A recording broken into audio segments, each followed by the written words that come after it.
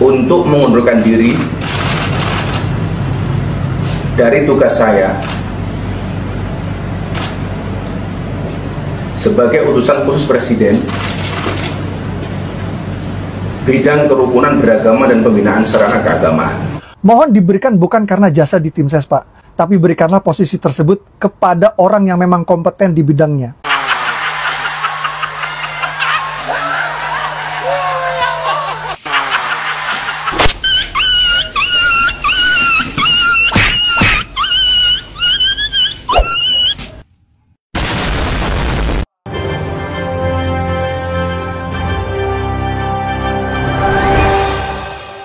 Assalamualaikum warahmatullahi wabarakatuh. Nah, kali ini Abu Janda lagi-lagi mendapat sorotan dari netizen.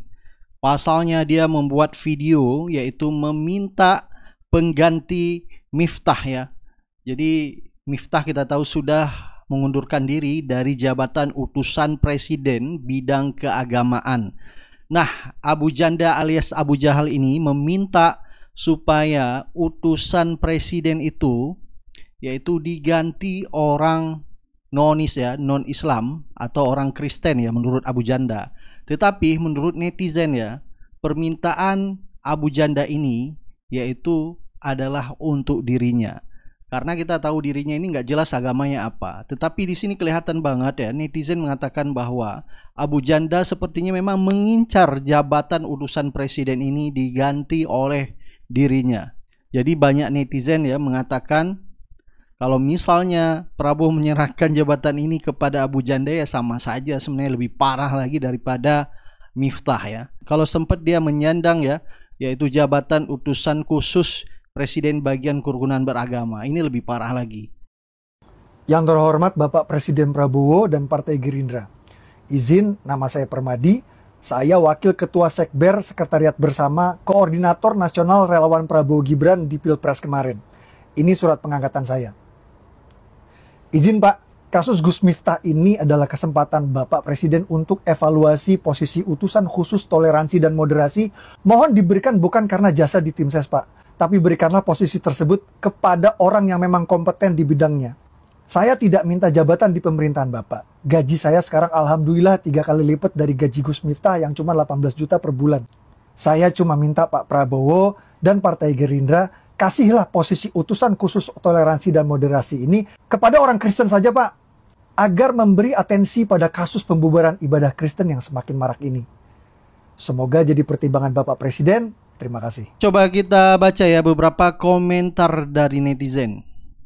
Ada komentar dari Ade, Taim diganti Abu Jahal ya sama saja, ancur tambah ancur-ancuran ya. Memang lebih parah daripada Taim sendiri ya. Memang kalau kita lihat kalau seandainya Abu Janda menggantikan Miftah ya lebih parah lagi ya. Ada komentar dari Alis, oh masih hidup toh penghina Pak Prabowo ini mah. Ada komentar dari Jabar, dulu sih zaman Mulyono sejahtera banget parasit macam gini. Sekarang presidennya pintar mana bisa digocek sama Zionis bangsat beginian. Ya memang orang semua sudah tahu kalau dia itu anti Zionis ya. Jadi kemarin ya menjadi salah satu pendukung Prabowo di Pilpres, tetapi pada akhirnya disuruh bungkam sama Dasko ya. Karena orang tahu kalau antek Zionis ya banyak orang Indonesia tidak suka sama Abu Janda ini. Mati-matian membela Zionis, tetapi sekarang dia katanya ingin ya merebut yaitu posisi jabatan Miftah yang telah mundurkan diri dari bidang kerukunan beragama ini ya. Kalau bisa dia yang menjabat. Ada komentar dari Abdinata, jangan angkat orang ini Pak Prabowo, akan lebih ngaur lagi. Masih banyak orang-orang yang kompeten, jika tetap akan dipaksakan harus ada jabatan utusan khusus bidang keagamaan, sebenarnya nggak harus ada jabatan itu, juga nggak apa-apa. Yang penting untuk rakyat sudah ada bidang keagamaan, yaitu di Kementerian Agama dengan dirjen-dirjennya. Juga ada juga Majelis Ulama Indonesia. Ya benar, sebenarnya utusan khusus bidang keagamaan ini ya, utusan presiden tidak perlu. Untuk apa? Ini sebenarnya hanya bagi-bagi posisi saja, bagi-bagi jabatan ya. Karena balas budi, karena kemarin Miftah ini mendukung Prabowo di saat Pilpres kemarin. Jadi mau tak mau Prabowo harus memberi jabatan khusus bidang keagamaan, bidang kerukunan beragama lagi. Jadi sebenarnya sudah membuang anggaran begitu besar ya, dan masyarakatnya tidak sudi, yaitu mengeluarkan pajak untuk menggaji mereka-mereka ini ya. Apalagi kalau seandainya Abu Janda mendapat posisi seperti ini ya lebih parah lagi, masyarakat pasti sangat menolak sekali. Jadi tidak sudi bangsa ini, yaitu pajaknya diberikan kepada sosok seperti Abu Janda yang akan menggantikan Miftah ya. Jadi sama saja sebenarnya, nggak beda 11-12 ya. Memang kalau kita nilai lebih parah Abu Janda lagi karena dia anti-Zionis ya. Agamanya pun tidak jelas. Dan ada komentar dari Wong Kampung, kirim aja itu Abu Jahal ke Israel, habitatnya di sana. Memang dia tidak cocok hidup di Indonesia karena dia pembela Zionis. Ada komentar dari Fatur Rahman, tenggelamkan Abu Jahal, jangan kasih ruang publik, ayo viralkan kelakuannya menghina Presiden Prabowo. Satu lagi, begundalnya Mulyono muncul, tenggelamkan sekarang juga. Ada komentar dari Rangga, iya manusia yang banyak gelar, mulai dari buzzer, kecebong, pengemis, penjilat, manusia menjijikkan, tukang cebok, Yahudi pesek, dan ada lagi. Jadi netizen cukup geram melihat kelakuan Abu Janda ini, selain menjadi buzzer dan anti-Zionis ya, tetapi mengemis jabatan, bekas jabatan dari Miftah urusan khusus kerukunan beragama. Nah itulah ya beberapa komentar netizen di sosial media terhadap Abu Janda ya. Baik ya, coba kita lihat ya beberapa video Miftah ya, yang selama ini kita pikir dia hanya melakukan guyonan, merendahkan orang lain, yaitu kepada bakul es teh yaitu Son Haji saja. Ternyata sebelumnya sudah banyak, yaitu melakukan penghinaan, merendahkan orang lain ya. Ada juga beredar video yaitu merendahkan bakul es teh wanita yang menjual es teh di saat dia ceramah. Ibu bisa ikan ngesake ngujuk es teh niku mbak es sing kuning niku mawon mriki. Ditakoni niku es teh tasik apa mboten? Tasik mboten es teh. Tasik yo kono didol goblok.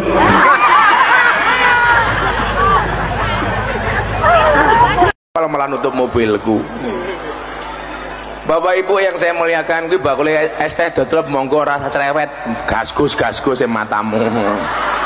Nah niat dodol ya didol dhewe kono. Kula niku seneng mawon tuku bakule nuwun sewu numbasi bakul-bakul niku nek lak cerewet ngatur-ngatur kula mboten seneng. Lah kula krentek ya tak tuku rasa bengok-bengok Gus dituku. Kowe malah ganggu aku ngaji goblok ngono. Santet ra iso ngajeng kowe. Didol-dol mawon. Jangan pernah menghina orang. Kalau orang itu balas menghina, kita nggak akan masalah. Yang paling cilaka adalah ketika kita menghina orang lain, sementara dibalas dengan senyuman. Modar kita kata. A few moments later. Es tehmu oke ra? Masih. Yo kono didol goblok.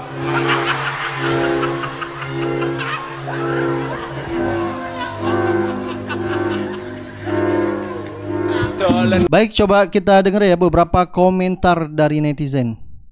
Hina orang kalau serius dilarang, kalau guyon boleh. Salah atau benar kalimat ini? Yang bagi kayak gini siapa? Mohon disadari, menghina orang lain baik serius maupun guyon sama-sama menghina.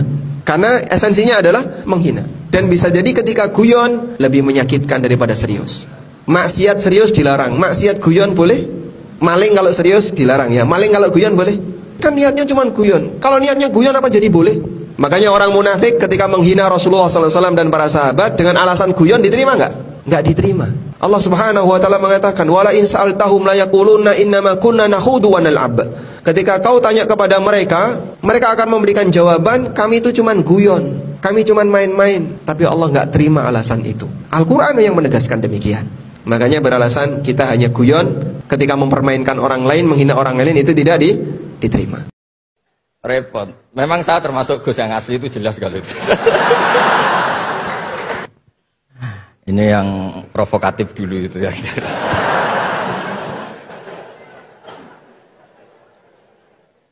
Semoga diampuni oleh Allah Ta'ala. Begini. Satu itu saya tidak medsosan, tapi ya dengar-dengar laporan macam-macam lah tentang sekian pihak itu. Begini. Saya cerita ini biar sampean tahu bahwa Pak Rektor ngundang saya ini tidak salah kan. Memang benar-benar pemateri yang baik. Ya kalau kata Nabi Yusuf kan ini hafizun alim, orang harus zikru manaki binafsi, orang boleh cerita kelebihannya asal itu faktual. Begini, suatu saat, ini cerita di kitab Ihya, suatu saat Nabi Musa itu sholat istisqa, itu doa apa saja itu sudah dipakai, nggak mandi, Nabi Musa nggak mandi, tetap nggak mandi. Kata Allah, inna fihim namaman, di komunitas anda yang ikut sholat itu ada yang tukang adu-adu, namam, provokator. Maka kamu doa kayak apa tetap tidak akan saya ijabahi. Nabi Musa, ya gampang Gusti, tunjukkan orang itu siapa, nanti saya usir dari majelis.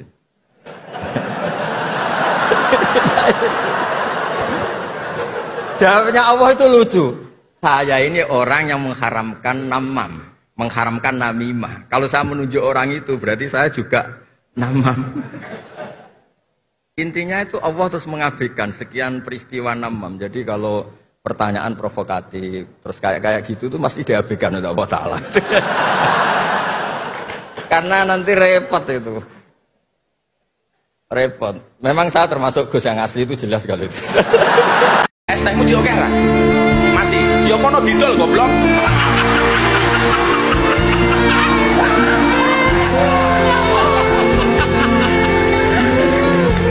Dolen dhisik, kula rong payu wis takdir.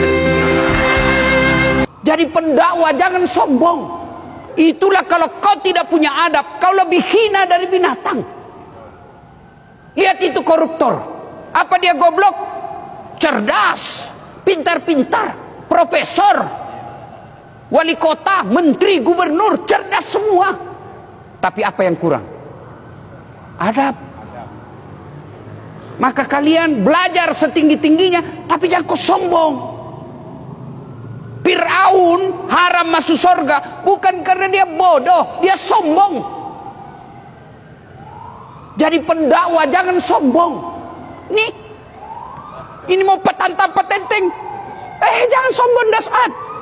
Kamu bisa dakwah karena ada penontonmu.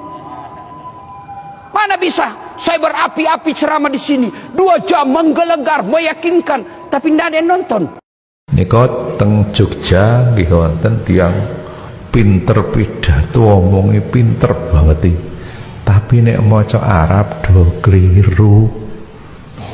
Terkenal banget wonge Gus Miftah kae Jogja kae. Lah nggih to. Kae nek wong bodoh kan ngertine ya wong kae ngalim. Tapi nek kiai kan ngerti nek kae nek maca Arab do keliru-keliru ki mboten niku becok tundang ngaji nang ndi padahal. Mula saniki sing hati-hati. Ini kalau begini teng Jakarta terang-terangan di Jakarta ini kalau bicara mubalek, bicara orang khutbah hebat menerangkan pidato nih. Tapi ketika membaca tulisan Arab, Quran apa itu, ini banyak yang keliru. Gus Miftah sekelas wali, hanya orang yang ilmunya tinggi yang bisa memahaminya. Masya Allah, ini komentar bagus ini. Saya setuju ya. Dan memang sudah terbukti Gus Miftah adalah seorang wali murid bagi anak-anaknya. Dan beliau juga sudah dipastikan insya Allah akan menjadi wali nasab, wali nikah bagi putri-putrinya yang akan menikah nantinya. Dan kalau Gus Miftah memimpin sebuah kelas, otomatis dia akan menjadi wali kelas. Tapi itu nggak mungkin karena beliau adalah pemilik pesantren, nggak mungkin jadi wali kelas. Saya pernah berkunjung ke pondok pesantren beliau di Jogja, Ora Aji, Masya Allah, luar biasa. Tapi kalau wali Allah, nobody knows. Tidak ada satu orang pun yang bisa memastikan siapapun menjadi wali Allah. Dan yang mengenal wali memang wali juga. Betul kalau itu hanya orang yang ilmu tinggi yang bisa memahaminya. Tapi kalau yang komentar ini memastikan Gus Miftah seorang wali, berarti dia wali juga karena dia tahu. Karena yang tahu wali juga wali kan. Namun kita hati-hati ya. Jangan pernah meremehkan siapapun juga. Karena memang Allah Subhanahu wa taala merahasiakan wali-walinya. Jangan pernah meremehkan kemaksiatan sekecil apapun itu, karena Allah merahasiakan murkai dalam kemaksiatan. Dan jangan pernah meremehkan kebaikan sekecil apapun itu, karena Allah merahasiakan ridhonya dalam ketaatan, dalam amal soleh. Nah, sekarang fenomena ini sudah kita tengok ya. Bukan lagi case nasional, tapi udah internasional. Saya sekarang lagi di Kuala Lumpur. Di Malaysia orang heboh juga. Bahkan Perdana Menteri Malaysia, Datuk Seri Anwar Ibrahim pun sudah bikin video komentar tentang ini, Masya Allah. Dan ini tentu banyak hikmahnya ya, banyak hikmahnya. Dan para pencinta Muhyiddin Gus Miftah bahkan mengait-ngaitkan dengan kewalian Gus Miftah seperti kisah Nabi Khidir dan sebagainya, yang melakukan hal-hal yang melanggar syariat, tapi ternyata itu hikmah. Ataupun pason haji itu mungkin juga wali Allah, sehingga ketika dia dizalimi, Allah tak biarkan, Allah turun tangan. Ketika dia melihat nafas, mungkin dia berdoa, ya Allah, aku dizalimi, aku dipermalukan di depan ribuan orang, maka Allah rubah kehidupan pason haji. Asbab kalimat Gus Miftah yang merendahkan dia, meskipun niatnya bergurau, tapi ternyata itu telah membuat kesedihan yang mendalam di hati pason haji. Sehingga ada orang yang mau berangkatkan, Gus Miftah mau berangkatkan umroh. Awalnya Ustadz Fahru Razi mau berangkatkan umroh, ternyata Gus Miftah mau berangkatkan dengan keluarga. Ternyata mendengar berita itu, Ustadz Fahru Razi pun mau berangkatkan haji furadah. Masya Allah, ini luar biasa nih rezeki beliau ya. Kuasa Allah yang membolak-balikkan keadaannya. Yang tadi susah cari uang 100 ribu aja, sekarang tiba-tiba Willy Salim datang 100 juta bawa uang. Tiba-tiba ada yang di TikTok Blue Sky katanya 300 juta. Mudah-mudahan sudah ditransfer. Ada yang mau bikinkan rumah Dr. Richard Lee. Jadi banyak barokah, banyak kemanfaat yang didapatkan oleh Pak Son Haji. Asbab bina direndahkan oleh Gus Miftah, sehingga para pencintanya mengatakan, wah ini wali ini. Bisa difahami ya, jangan pernah meremehkan siapapun juga. Dan saya mendoakan semoga semua yang menonton video ini, yang komentar, ya, menjadi wali Allah semua, menjadi kekasih Allah. Allah ridho kepada kita. Dan ingat, kalau ada orang berbuat salah, berbuat khilaf, itu bukan tanda dia iblis, bukan. Itu bukti dia manusia, tak sempurna. Kita bukan malaikat. Kita punya syahwat, kita punya amarah. Sehingga sebaik-baik orang yang bersalah siapa? Orang yang mengakui kesalahannya, kemudian dia malu, dan dia beristighfar, minta ampun kepada Allah. Kalau satu orang bermaksiat kepada Allah, lalu dia minta ampun dan beristighfar, bukan hanya ampunan Allah yang akan dia dapatkan, tapi juga kecintaan Allah.